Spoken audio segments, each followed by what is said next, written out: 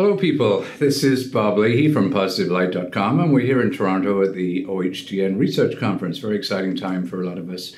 And I'm here today with Patrick Sullivan. Hi, Patrick. Patrick is a professor of epidemiology. That's a hard word for me to say, but I think I got it right, didn't I? Perfect. And Patrick's just been talking about the challenges, the epidemic in MSM. Now, before we go on, need to just talk about the word MSM because you use that quite a lot, but sometimes we use other terms which people feel more comfortable with. Sure, I think. What term would you use? I think we can go back and forth among MSM, men who have sex with men, is one term. Gay, bi men is another term. I think the whole point of the MSM term, where it came from, was a desire to be inclusive, and we recognize that there are men who have male partners who may be straight identified, for example. Right. And the reason that term came about was we don't want to say gay men should do this or that and have straight men who say, well, I have male sex partners, but I'm not gay, so I don't need to pay attention to that. So I think we can use whatever terms we like, but for me, the ground rule is that we need to be inclusive and recognize that there are men who have male partners who may be straight men having those partners. So we'll use those terms interchangeably. We'll try.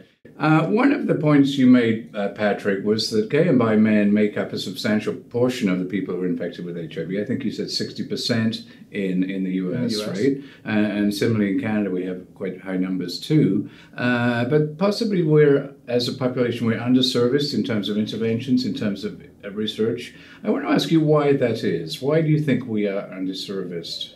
So I think that is true, that as you said in the epidemic, it's about 60% of new infections occur in gay men.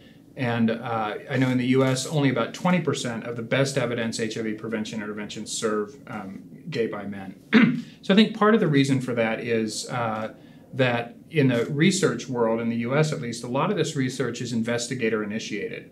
And so our National Institutes of Health fund the most meritorious things that come in. So one of the things I think it's important for us in the US and Canada is to really grow a new generation of researchers who have an interest in gay men's sexual health and who can write the best grants and who can compete for that. Also, in a lot of cases, prevention resources in the US come down to local planning processes where a group of citizens come together and decide where prevention resources go. And so it's important that that be tied very tightly to what the data are, to what the reality is, the information, as opposed to getting a room full of people representing different views and say, well, we need to divide this up equally among the groups that we represent. In fact, gay men are the most heavily impacted group in most epidemics in the US and most local epidemics, and I suspect in Canada. And it's important that the research and those services be aligned with that impact in our communities. Right, okay.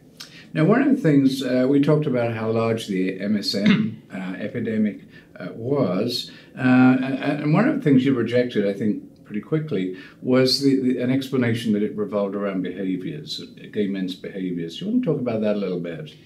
Yeah, I mean, I think in a way it's sort of an easy story and one that plays to people's biases to say gay men as a community are in this position because of promiscuous sex lives, for example.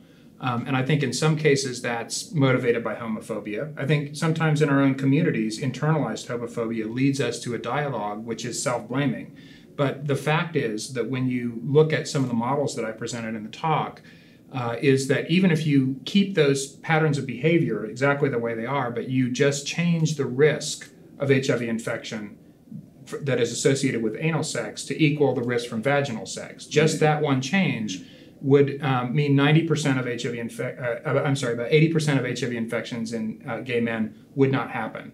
And so it's simply not fair and not right to say that the explanation for the impact in our communities is promiscuous behavior somehow. Right. It is biology. And so it's a little bit homophobic to go there. I think it's homophobic in some cases. I think it appears to be an easy explanation for a problem that is a complicated problem. Okay. Now let's you gave us many interesting factors about what might be driving the epidemic, and I want to go through some of them and just get a quick appraisal of from you. Sure. Of some. The first is biology. Tell me what that's about. So the biology of anal sex, whether it's between two men or a man and a woman, the biology of anal sex is that the risk of HIV being transmitted in an act of anal sex is 18 times greater than in an act of vaginal sex. That has to do with the rectal mucosa. That has to do with the fact that the virus likes to infect cells that can be found in that environment. But it's really important to say that whether it's between a man or a woman or two men, that anal sex carries a high biological risk of HIV transmission. Good. All right. Next one, sex role versatility. What's that one about? So role versatility really addresses the idea that one thing that is unique about male sexual relationships is that men aren't always tops or bottoms. And that leads to increased vulnerability among men who have sex with men. And the reason that is that the highest risk behavior for transmitting HIV for a positive guy is being the insertive partner in anal sex. The highest risk behavior for acquiring HIV for a negative guy is being the receptive partner. If men were only tops or bottoms, but they're not. But they're not. No. Then a man, I think 10% are actually men are exclusively tops, right? Something like that. But for most men, it's a continuum, right? And so when a man who's uninfected it bottoms, that's the highest risk behavior for HIV acquisition. The fact that he a couple weeks later, after becoming infected with HIV, may now be a top means that one person can be in both those roles for the highest risk behavior for acquiring and transmitting. Right. And in fact, in the models that my colleagues Chris Beyer and Steve Goudreau prepared, if you sort of take out that factor of role versatility, if you assume that all men have to either be tops or bottoms, right? We give them a 50-50 split to be fair. And if you make that assumption, about 30 to 40% of HIV infections among MSM would not occur were it not for role versatility. But that's not going to happen. But that's not a practical It's just intervention. a factor. Yeah. Okay. All right. Multiple variants of HIV. I guess you're talking about different strains? We're talking about different strains, and one of the things that really distinguishes epidemics among men who have sex with men and epidemics in heterosexual populations is that in the studies that have been done, the gay and bi men were twice as likely to have multiple variant strains. And in fact, in a study in the U.S., 38% of men who were newly infected in a cohort of MSM were found to have multiple strains. How many strains are we talking about? Well, it's a lot of times these multiple strains, some of them will be present in relatively small numbers, so it's not possible to really enumerate how many. Okay. But the fact of being infected with multiple strains versus not being infected with multiple strains means something with respect to exposure and means something with respect likely to pathogenesis. Well, does this mean that they have been reinfected or they originally infected with more than one strain? Could be either. I mean, there are certainly cases that have been studied where people will be infected with one strain and only one strain, right, and then studied at a later point in time and be found to be infected with a second. But it's not, possible to know when someone's first studied with multiple strains whether they were together in time or separated. Okay, let's look at one more factor then that may be driving the MSM epidemic, and my favorite maybe the high numbers of casual sex partners that some people experience. And well, I mean, so I think on the one hand, right. Yes, well, on the one hand, it's important to say that there are some subgroups of MSM who have that, who have this, higher numbers of casual sex partners. One of the things that Chris Beyer and Steve Goudreau did in their piece of the modeling in The Lancet was to ask, what if we instructed guys, and they all agreed, which again, not a practical intervention, but as a thought piece, right? That all unprotected anal sex happens within the context of main partnerships, that if there are outside partnerships, that they're always condom-protected sex. And if that were enforced and if that really happened, even that would only reduce about a third of transmissions among MSM. What that tells us is that just behavior change, even a lot of behavioral change, even impossible levels of behavioral change is not going to solve this epidemic. And again, I think it needs to take us away from a sort of caricature blaming place of, it's the promiscuity that's the issue. It's also important to say that there is another substantial community of gay men who have other kinds of agreements, with partners, and who have agreements towards monogamy that are kept. And so I think, it's also important to reflect that our communities are not monolithic. So that's also a bit of a stereotype, but probably not a driving factor. All right. So some of these solutions you've given us aren't necessarily real-world solutions. They are sort of modeling solutions, I think I'm getting. Okay. All right. Well, let's turn to solutions because you talked about one of the most interesting things Patrick talked about. Was what we have out there, and one of the issues that you raised, I think, is can we turn the tide with what we have now, existing treatment, existing prevention solutions? What was your answer to that? My answer was that in the next decade, we could prevent about a quarter of new HIV infections globally using the tools that we have today. That may or may not be sufficient to turn the tide, but I think we need to do two things. One is to develop smart packages of what we have today and field them and bring them to scale. And the other is to continue to invest in, we also heard tonight about prospects for and HIV cure research. That's important, as are new tools like rectal microbicide. So I think it's all of the above, but using what we have now, we could prevent about a quarter of new infections in the next decade. So that implies we need more things to add to that arsenal. I think it's all of the above. Yes. All of the above. All right. Okay, let's talk about you. It was also interesting how you sort of rated or gave your impressions of some of the things we have now. And I want to go through three of them and get your sort of potted views of their potential. Let's talk about first treatment as prevention. Is that going to work for us?